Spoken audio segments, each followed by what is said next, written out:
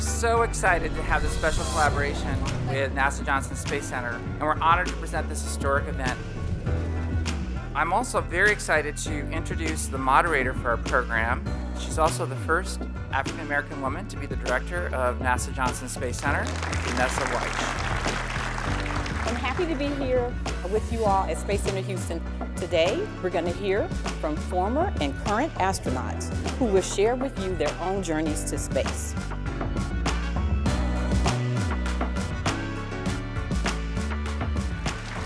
Robert Curbeam, Jeanette Epps, Bernard Harris, Leland Melvin, Stephanie Wilson, Victor Glover,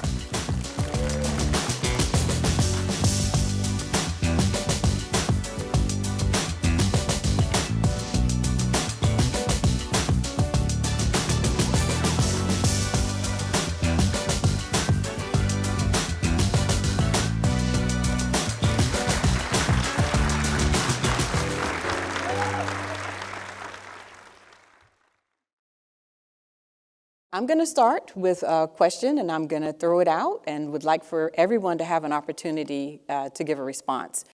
Describe to us a picture of who you thought you would be as a student or young child. What were you studying, and what type of person did you think you could be? We'll start with Stephanie. Well, when I was in middle school, I was very fortunate that my parents were very supportive and education was very important to them. And I was given a school assignment in a career awareness class to interview somebody that worked in an interesting career field, and I was interested in astronomy at the time. And after talking to a local area astronomy professor, I was fascinated by his work. I thought that that would be an excellent way to contribute to being a STEM professional. When I was a really young kid, probably 6th grade, my mother gave me this age-appropriate non-OSHA certified chemistry set.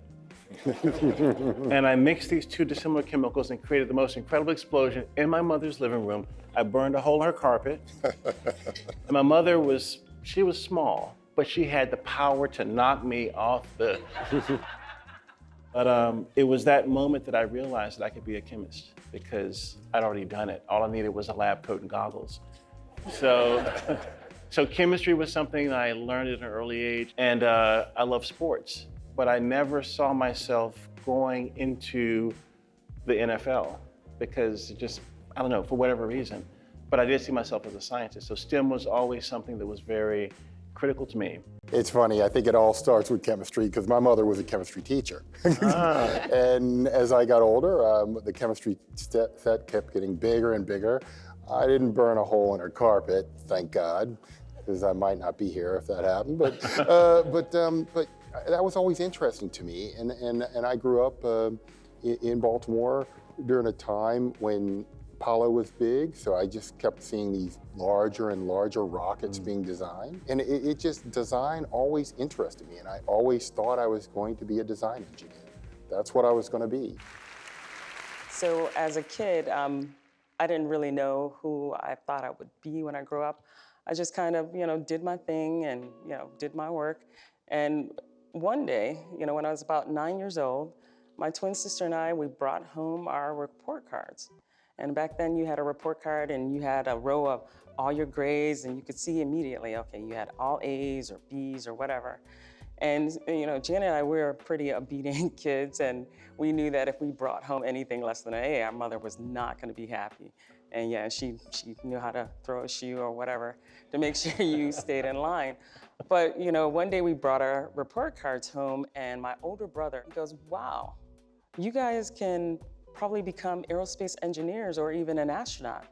And my 9-year-old brain said, well, they'll never pick me to be an astronaut, but I can definitely become an aerospace engineer. And so at 9, I had set my sights on becoming an engineer, an aerospace engineer. I didn't even know what it was. I guess the first version of who I saw, that I could become was my father. My father was a police officer in Pomona, where I grew up. And so I just really was blown away by the way people responded to him, And so I looked up to him, but other people clearly didn't. So I wanted to be a police officer like my father. I also looked up to Marcus Allen, Los Angeles Raiders running back, and I wanted to be like Marcus Allen. So sports were important. My father and his influence were important.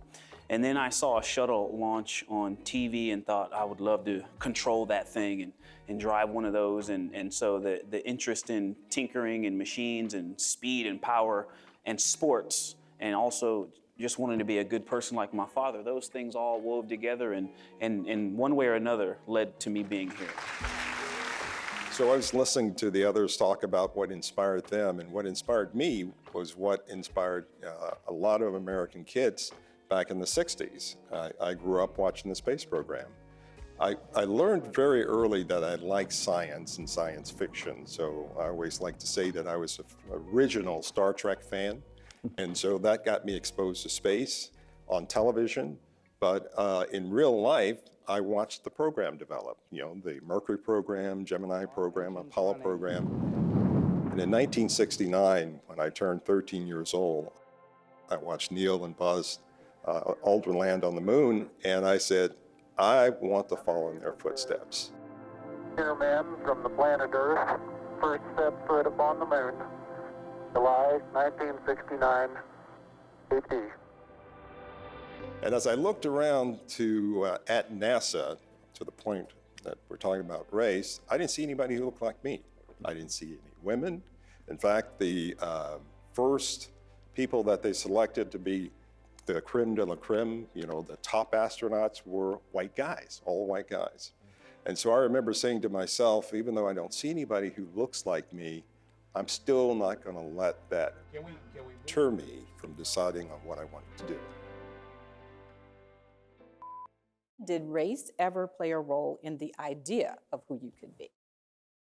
Did race ever play a factor? I would say one major area where race played a factor was in high school. So as I'm kind of starting to develop this plan on how do I become those things, and I knew college was in my path, but I didn't have any, neither of my parents went to college. So, you know, we were having to figure this out together. And the Naval Academy came to my house and said, do you want to play football at Annapolis? And I was like, nope, no thank you. And West Point came, said the same thing. And I said, nope. And Annapolis actually came back and says, would you like to wrestle? And that was really my main sport. I love football. I wanted to be like Marcus Allen, but I was a better wrestler. And you want to come grapple at Annapolis? And I said, no, thank you. And so I don't know if any of you have seen the movie Boys in the Hood, but the father in that movie is Furious Styles. And the conversation that he has with his son is something very similar to how I felt. It was that there wasn't a place for me in the military. And so I go off to college, and one of my mentors, I'm in his office waiting for him to come in. He's one of the few black faculty members at my university. And he comes into the room, and as he steps in, he is in this full regalia, the black suit with the gold around the wrists and the hat. And I was like, wow, sir, when did you enlist? And he said, I'm actually an officer in the Navy Reserves. Boom. The next version of what I could become. And that to me was, there's so many lessons I pulled from that, but the power of exposure and seeing yourself in something. Hello everyone, Victor Glover here, checking in during my 6-month mission aboard the International Space Station.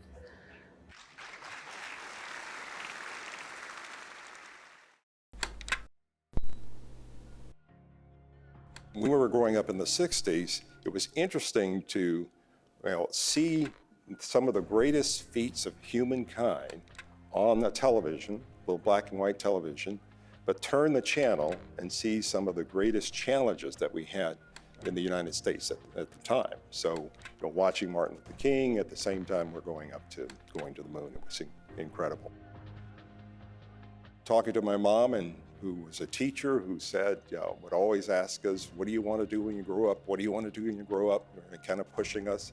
And I remember going to her and saying, Mom, I know what I want to be. I want to be an astronaut. And she said, that's nice. And started to turn around, but then again, she turned back, she said, but if that's what you want to do, you can be and do anything that you want. Good time.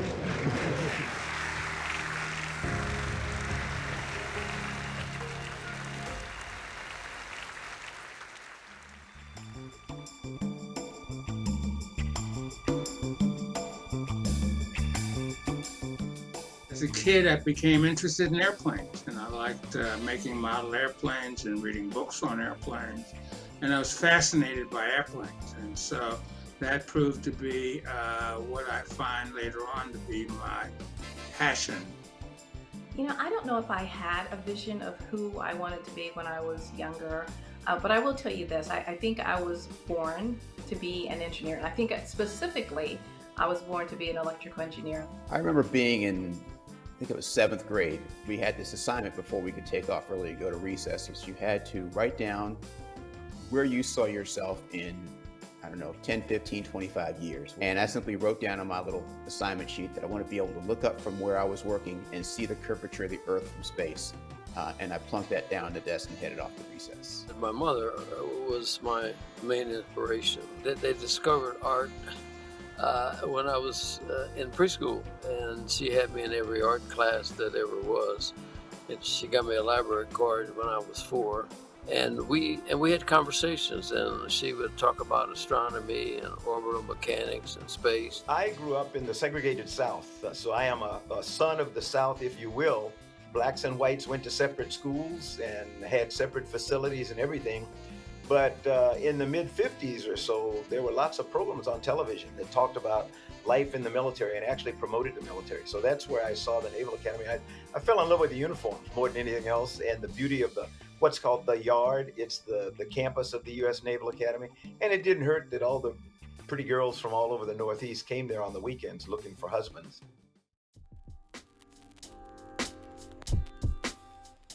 You sort of assume that astronauts never had hard times. Yes, I've had hard times too. At some point in everybody's life, they're going to have that moment where they're going to have to step off the ledge. They're going to have to just make that push out into the void. And it's always, always, always going to be an extreme gut check. But I think the important thing is to keep your goal in mind. And my goal was to succeed and eventually become an astronaut, and to be patient enough in order to hang in there. In other words, don't quit. Don't ever let anybody tell you that you can't do something, and always have an alternative plan if things in your life kind of go awry. You never learn a damn thing with your successes.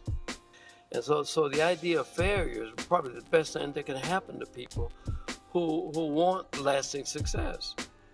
Because on the next time around, you think your way through a better way, a more creative way to get through to your success. And then it forces you to be creative.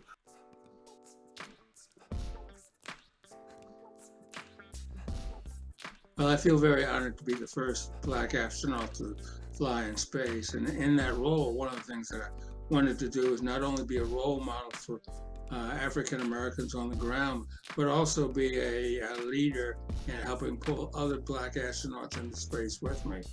It is hugely important to see people who look like you and who can inspire you, especially in fields that you want, because it shows you, right there, the people that are there that you can touch, that you can feel, that you can reach out to, that you can talk to, that, if they can do it, then there's a chance for me to do it too. When I was first thinking about becoming an astronaut, I asked my father, can Black people become astronauts? Remember, this is just a few years after the Civil Rights Act of '64 had been passed, and there was still a lot of segregation. It didn't go away overnight. And he looked at me, he says, not only can you be an astronaut, there have been people, Black people. There was at least one Black pilot who was selected to be an astronaut. But the fact that he had gone out there and had blazed that trail meant to me as a 5-year-old boy that there was no limit. Nobody's going to stand in my way. The only way I was not going to become an astronaut is if I decided not to become an astronaut. And I needed that role model out there to inspire me. I have a connection to all the African American astronauts because in some way either we were in the office together and so we share experiences from that, or they came before me and I met them, and it's just a small sorority/fraternity, and we try to support each other, and we get together every once in a while and talk, and so it's a great group to be a part of, and I appreciate each and every one of them.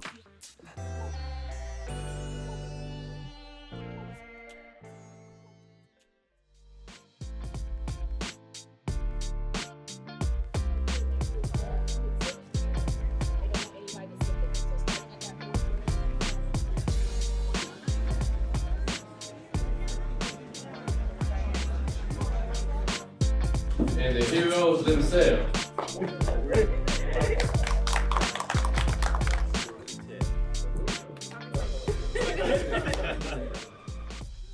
I want to frame this as this is all about you guys because you are our future. And again, he said, ask us anything, but the transparency and the authenticity is so important that you guys go back because you're the leaders. What would the next big culture shift, what would you like to see? What would you want it to be? When I think about what Elon Musk is doing, and Jeff Bezos, these billionaires are spending a lot of money on these new platforms that's going to enable us to have that life, to have that economy in space. But then when I go to our communities, our Black and brown communities, and see what the kids are doing and seeing whether they're prepared for that future, that's when I'm gonna go, oh, we got a lot of work to do. Because if we're not there, and we're gonna be stuck on Earth, right? They're gonna leave us behind. So my vision is that we don't get left behind as a people. I gotta tell a quick story. So yesterday, I was in National Car Rental, getting my car, and this little lady was right here. I was like, hey, she saw my NASA shirt on. She said, NASA, oh, is there this thing tomorrow at Space Center Houston? I'm like, yeah, are you coming? Oh, no, I didn't fill out the application. I didn't do it. That's it. And she was supposed to be off yesterday, right? Mm-hmm. She was there, I was there, and she is here today because she was supposed to be here today to hear this. Chemistry major, gonna rule the world one day, maybe be Elon Musk too. We don't know, right? Right. But this is where it starts. Like, we're talking a lot about what we see for the future and like shaping a lot of the stuff for the future.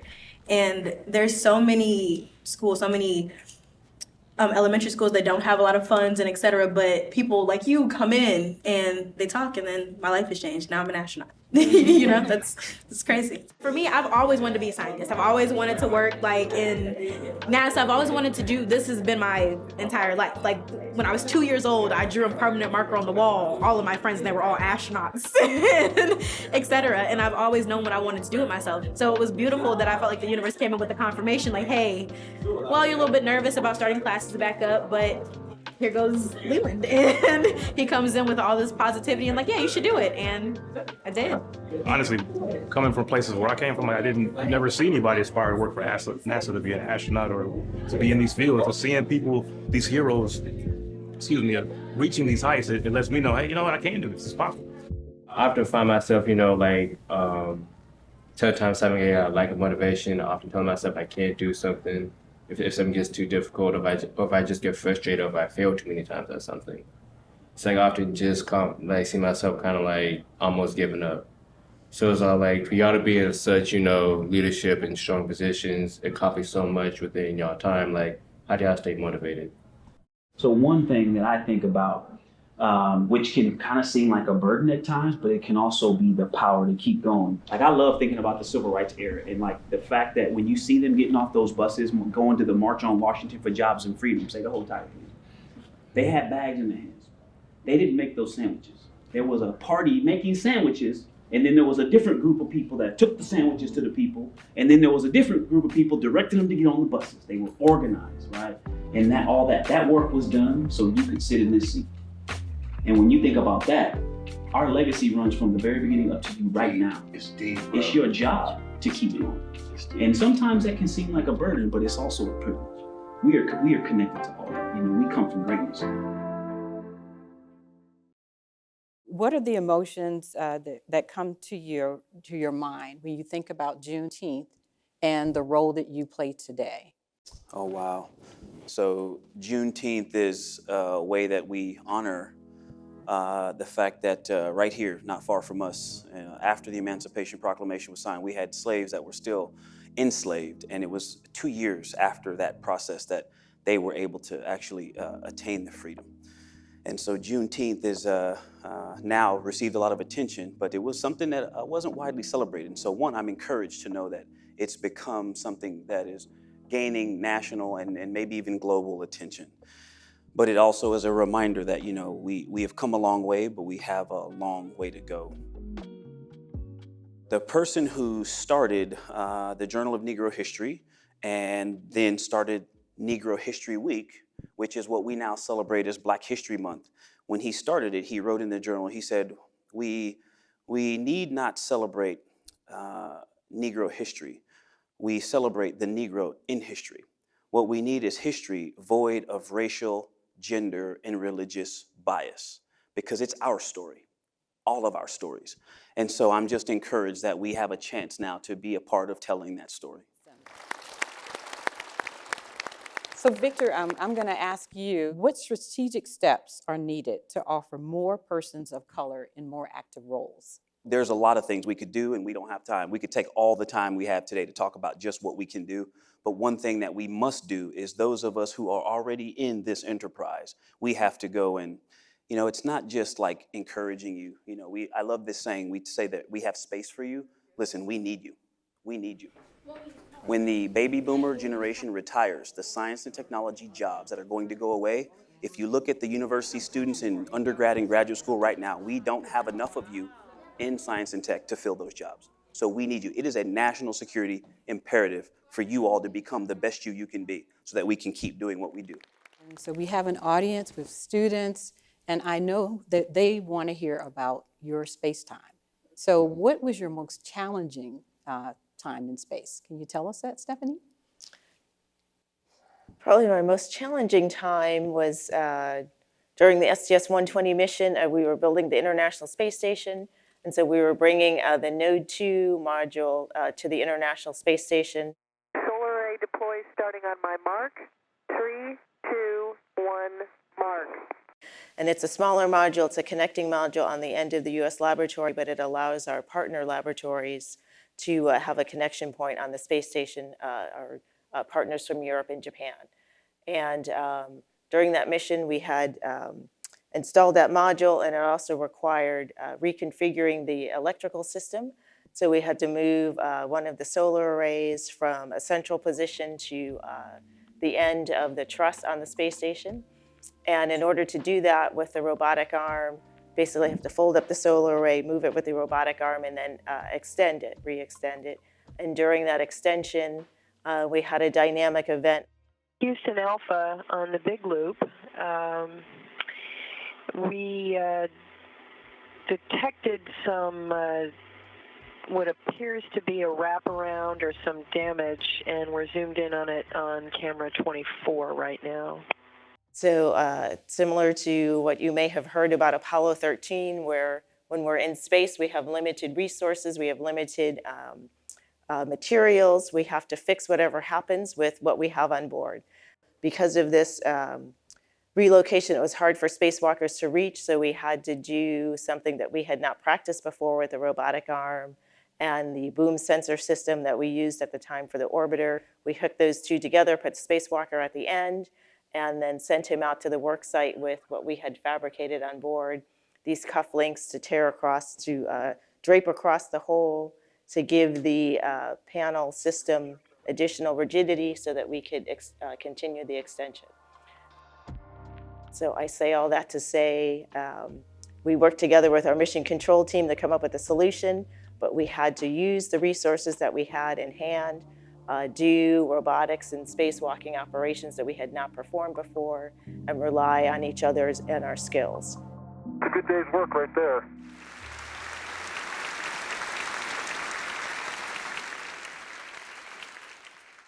I'm going to go back a little bit because it ties into the story she just told. And so I go into test pilot school, and we, as a class, have to go to a conference. And at this conference, the keynote speaker is Pam Melroy. And Pam Melroy, who is, I believe, the second female shuttle commander, stands up and tells that story. She tells the story about the cufflinks. They use the cufflinks. And she tells that story. And that's the day I decided, all right, I'm throwing an application in. So I also think it's neat how our stories do link together, like you just said, and I think that that's beautiful, this legacy here that continues to grow and evolve.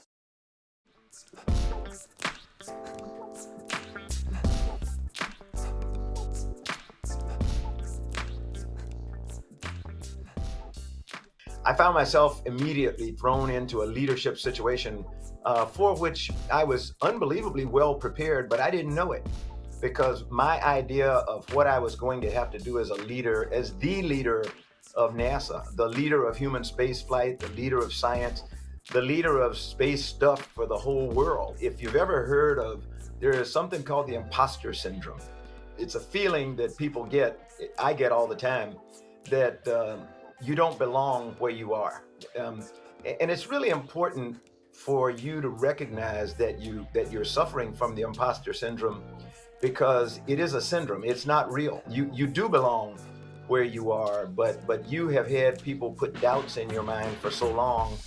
And I had grown up in the segregated South, where I was taught to believe that things like being the NASA administrator or like being the president of the United States were not things to which I should aspire. That's not what Black people did. Where I thought I didn't belong, it turned out that not only did I belong, but I tended to, some people will say I excelled.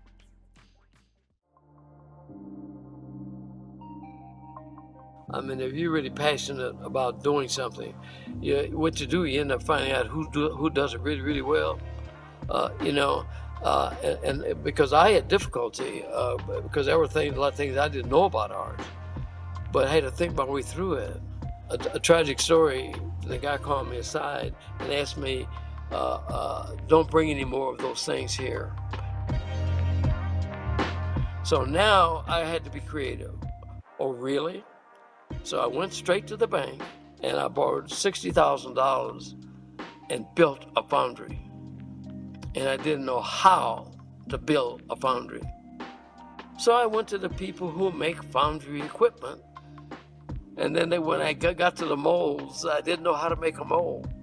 So I went to the people who sold mold material, because I have to do it myself, because the larger community won't do it for me. So I've done that throughout my entire art career.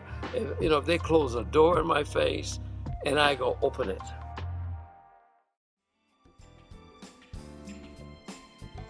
I am inspired. I am very hopeful that in the future there will be more women of color in space, to the point where we cannot name the number, right? The number is irrelevant. As I said, my mother was a librarian, so I grew up loving books and poetry and stuff like that. And my favorite poet is a woman by the name of Nikki Giovanni. She wrote a poem many years ago, and it's called Quilting the Black-Eyed Pea. We are going to Mars. And this was before we started talking about taking trips to Mars, because in it she tells why people like me are ideally suited to lead the path to Mars. Quilting the Black-Eyed Pea, we're going to Mars. We're going to Mars for the same reason Marco Polo rocketed to China, for the same reason Columbus trimmed his sails on the dream of spices, for the very same reason Shackleton was enchanted with penguins, for the reason we fall in love. It's the only adventure. And that's the way the trip to Mars is going to be. We're going to be holed up in our spaceship, and the first few days we're going to be able to look back at our planet Earth and we'll see this little blue dot. And after a couple of weeks, that little blue dot's going to almost disappear. And there'll come a time somewhere in that 8-month journey when it doesn't make any difference which direction you look. You're not going to know where you're going, and you're not going to know where you came from, because it's all going to look just kind of woo. It's going to be black.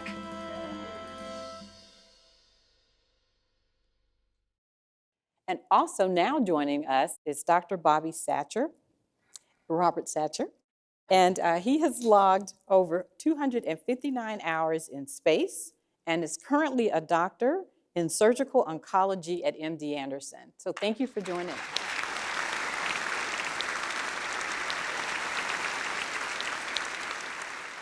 Well, my story is, of course, I grew up. We did talk about, the fact that representation matters. And so two of our space heroes that actually sacrifice on behalf of all of us, their spouses are here today, and I want to recognize them. I want to recognize Cheryl McNair, and I also want to introduce Sandy Anderson. She's the spouse of Mike Anderson. So thank you both for being here.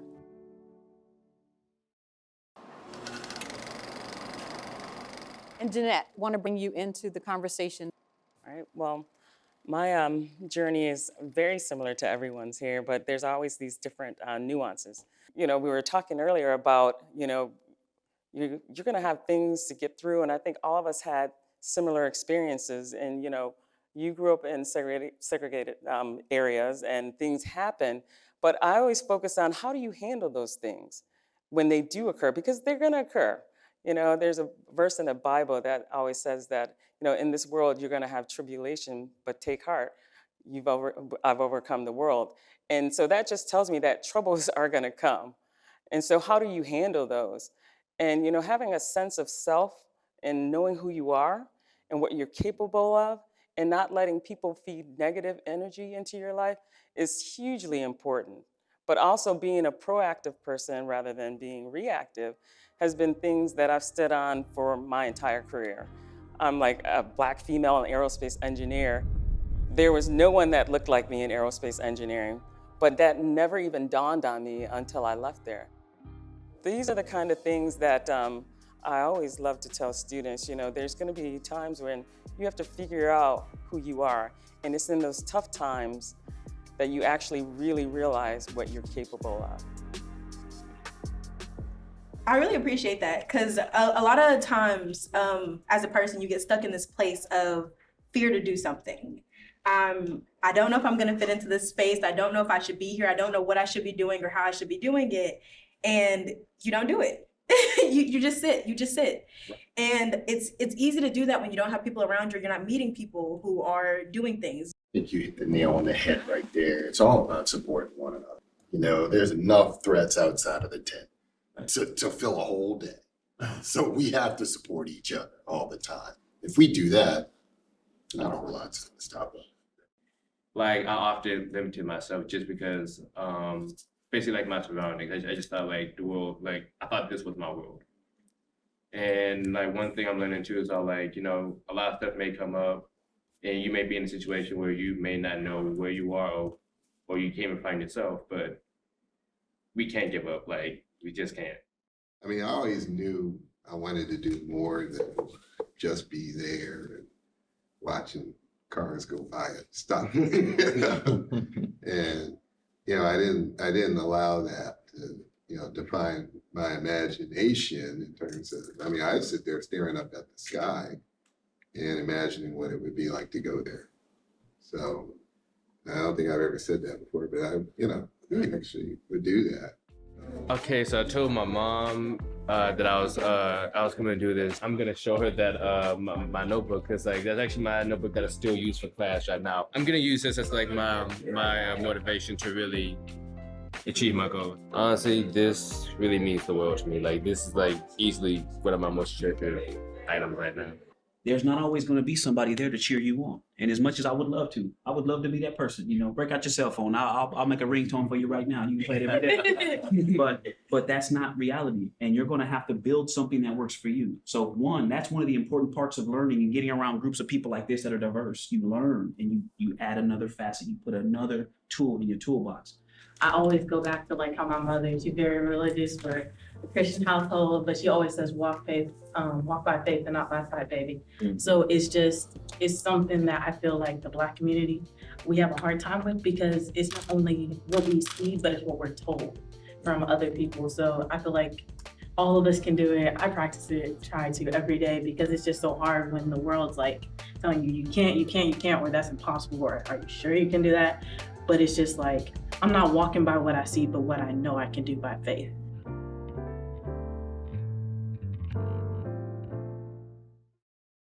So I want to ask one of our astronauts to talk about his time doing a spacewalk. So the record holder for a single spaceflight mission of spacewalks is Robert Curbeam. Can you tell us about what it's like? Hello, Beamer. Oh my gosh, it's an amazing experience, and Bernard can tell you too. So when I first came to the office, shortly after I came into the office, Bernard did his first. So Bernard blazed a trail, and I tell people all the time that's the best way to go. You have someone else that blazes a trail, and you get to walk down it. so I'm very thankful for that. And then after him, Winston, and so that was great part of it, but we always had this saying, you train like you fly like you train. And then the first thing they tell you is, but when you go on a spacewalk, something's going to be different than you planned. And it is so true. My very first spacewalk, so I'm out there doing my thing, trying to follow the timeline, and all of a sudden, I am reconfiguring some ammonia lines, and one of the valves that is supposed to automatically close does not, and starts spraying me with anhydrous ammonia. And sure enough, training takes over. And, it's kind of funny because I talked to the flight surgeon later. He goes, during the emergency, actually, your heart rate went down. And it's because, the hard work's really done before you go on the spacewalk, when you're getting ready for it. So when things happen like that and your, front of your suit has an inch or two of ammonia ice on it, and later on you realize that you cannot go back in the spacecraft with this, so you hope that someone has a plan to get it off. And they did. But the lesson learned there is that, it's not actually the act of the event that is hard. It's getting ready for the event. Yep. And that's something I learned from Bernard and other people who told me, look, you have to work hard now so that the actual space flight and the spacewalk is easy. I mean, physically, it was not a big deal. Mentally, I was exhausted afterwards. Right. But worth it.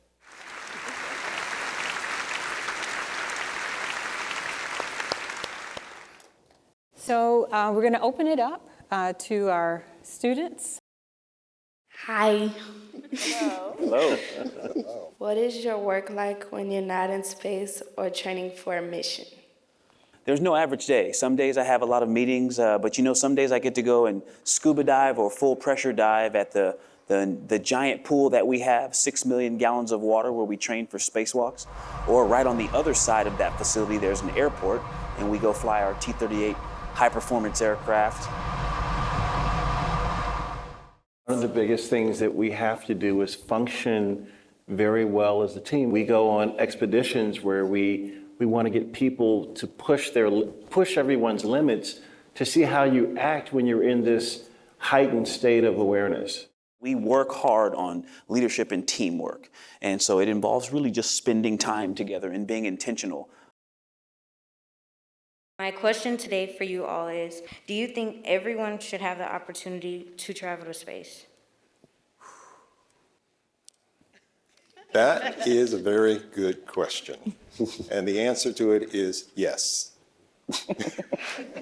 Let me fill in the blanks, though. So I think everybody should have the opportunity to go into space, but currently, right now, it's not available for everybody to go. But we have now set the stage for anyone that wants to go into space to go into space. We now have private interests in what's happening in low Earth orbit, particularly in the International Space Station, has opened up all sorts of possibilities. So all of you in this room, I'm just looking at your age group, you have been born in a world where we have been in space, where we lived in space, where we've had people in space 24/7. I grew up, and some of us here that are on the older side grew up, that was not the case. So the possibilities are really endless. How many of you would like to go to space? I love it. Awesome. Excellent. Do it. You can do it.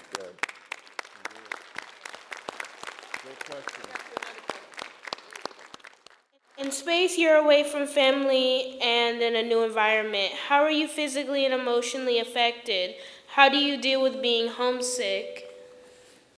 I haven't even been back on Earth for a year yet, and that's just a sentence that starts with, I haven't been back on Earth is pretty cool. And the isolation is one piece. I live in this pressurized can, a big can in space, because right on the outside it's really hot or really cold and there's no air, right? So the fact that you're isolated doesn't mean that you have to be disconnected.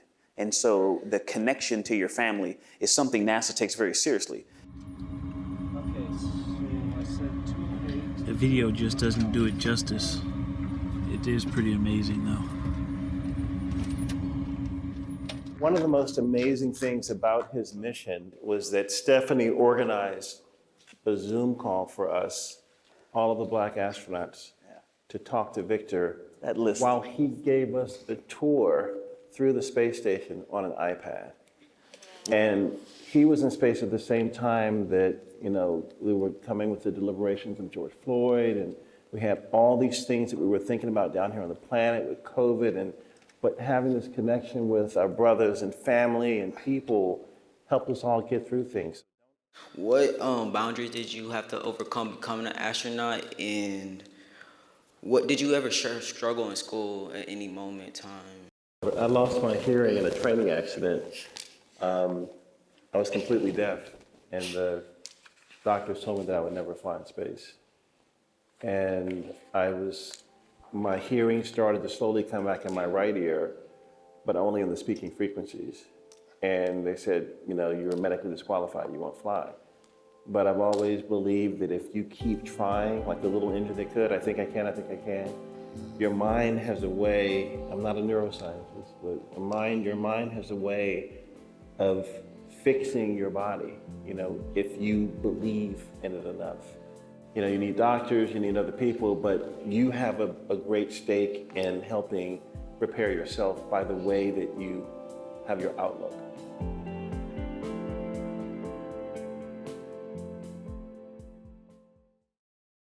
Bernard, I thought it would be good for you to talk about, having a vision and thinking about where do you want to go in life.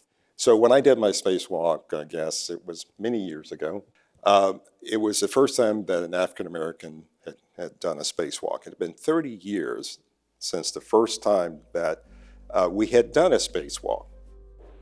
Dr. Harris, tomorrow you're to become the first African-American to walk in space.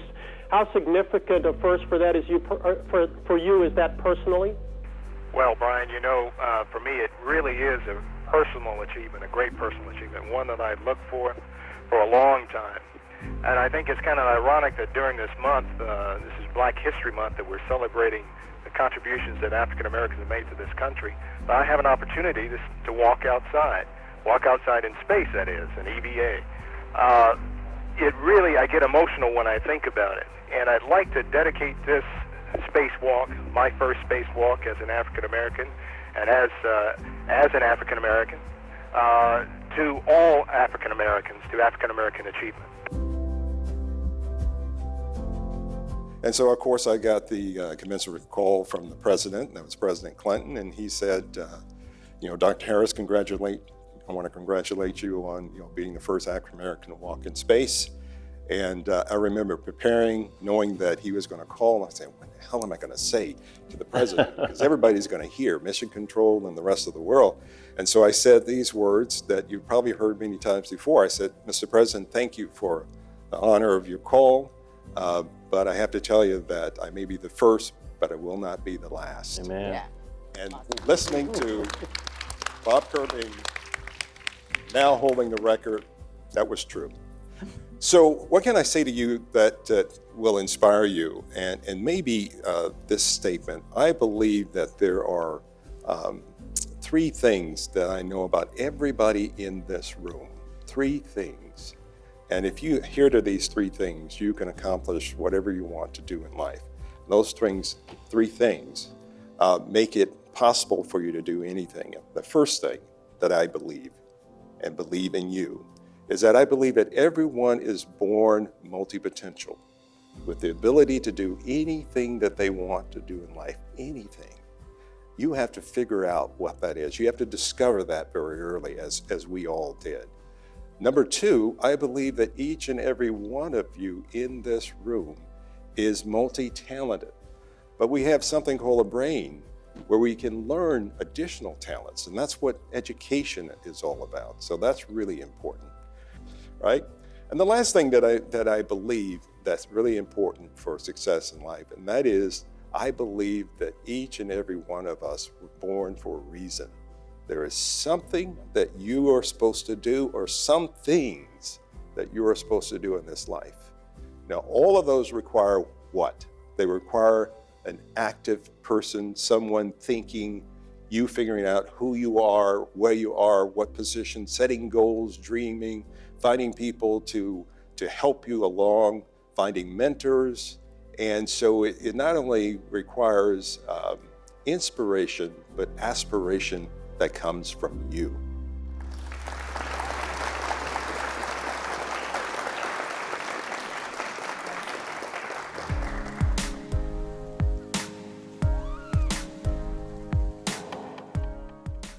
So when I hear the words "the color of space," it brings to mind probably like a box of crayons, in that, you know, it has every color of the rainbow, as they say, and it's very inclusive.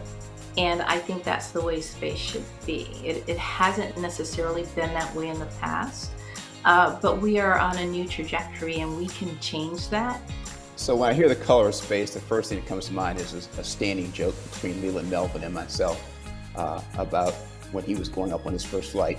Because we go down the hall and I'd raise my fist and I go, "Keep space black, Leland, keep space black." And that went on between us.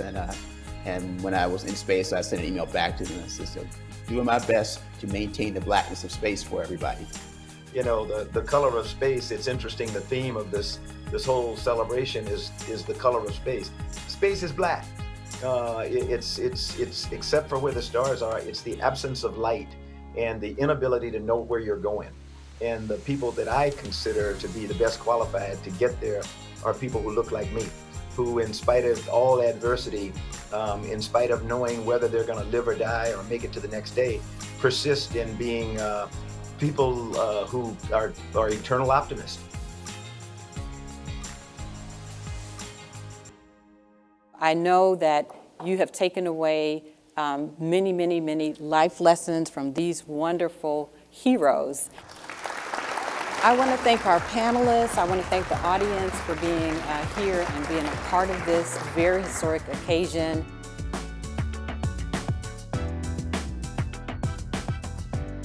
My takeaway from this experience is don't just assume what you can do, but take that step to see that you can do it. Because a lot of times we think, "Oh, I can't do this," or we take from our experience or what people say or our surroundings and we're like, "Well, I can't do this because of what such said or where I'm from." When I was in the gift shop, I was looking at all, the national shirts, and it was this one shirt that said, "Failure is not an option." And I said I need it because I need to believe that for myself right now. And so your friends and family, do they know that you're here today? My parents actually don't know, but they will know when they get back home. To come and meet astronauts, that was like the most exciting thing ever. It was really inspiring. Like, I have so many feelings just because, like, one, you'll meet an astronaut every day. During the conversation, it's kind of crazy because I'm very interested in things like quantum mechanics, theory of relativity. So I know this encourages me to keep going, keep watching, keep learning. They're just like us. Like, I was expecting, my nerves was on me when I first walked in the room. I was like, but from their stories, I could tell they went through the same, some trauma, we all went through the same thing. And that just opened up like a level in my mind where I'm like, okay, time to scribe, time to pick up the slack, time to do what I gotta do.